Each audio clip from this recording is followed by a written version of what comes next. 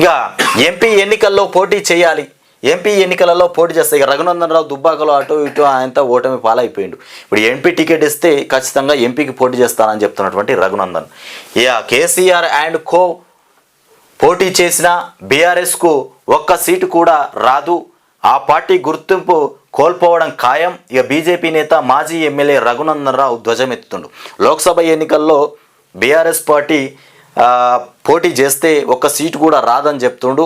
కానీ తను మాత్రం పోటీకి సిద్ధమైపోతున్నటువంటి రఘునందన్ రావు ఇంకా ఎంపీ ఎన్నికల్లో పోటీ చేయాలనేటువంటి ఆలోచనలో ఉన్నాడంట.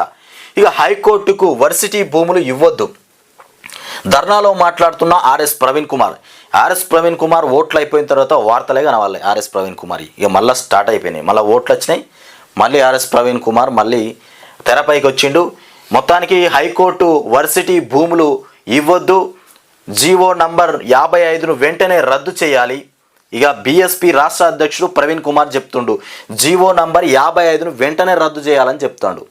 ఈ జీవోను రద్దు చేస్తే ఇక ఏం జరుగుతుందో మరి.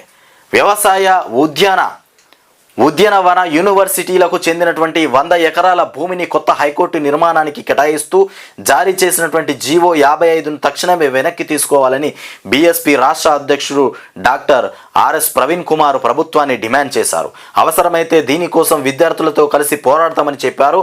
ఇక ప్రొఫెసర్ జయశంకర్ వ్యవసాయ విద్యాలయ పరిపాలన భవనం ఎదుట 12 రోజులుగా ధర్నా చేస్తున్నటువంటి విద్యార్థులకు శనివారం ఆయన సంఘీభావం తెలిపారు. ఈ సందర్భంగా మాట్లాడుతూ ప్రపంచానికి అన్నం పెట్టేటువంటి నూతన వంగడాలను సృష్టించిన శాస్త్రవేత్తలను అందించినటువంటి వర్సిటీ భూముల్లో హైకోర్టు నిర్మాణం చేపడితే జీవ వైవిధ్యము దెబ్బతింటుందన్నారు.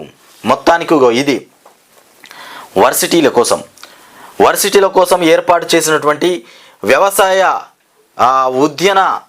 ఉద్యానవన యూనివర్సిటీలకు చెందినటువంటి 100 ఎకరాల భూమి ఏదైతే ఉందో దాన్ని హైకోర్టు వర్సిటీ భూములకు ఇవ్వద్దు అని చెప్తున్నటువంటి ఆర్ఎస్ ప్రవీణ్ కుమార్. ఈ 55 జీవో ఏదైతే ఉందో ప్రభుత్వం ఇచ్చింది, దాన్ని తొందరగా వెనక్కి తీసుకోవాలని చెప్తుండు. ఈ పోరాటం మాత్రం బరాబరిగానే ఉంది, మంచిగానే చేస్తుండు.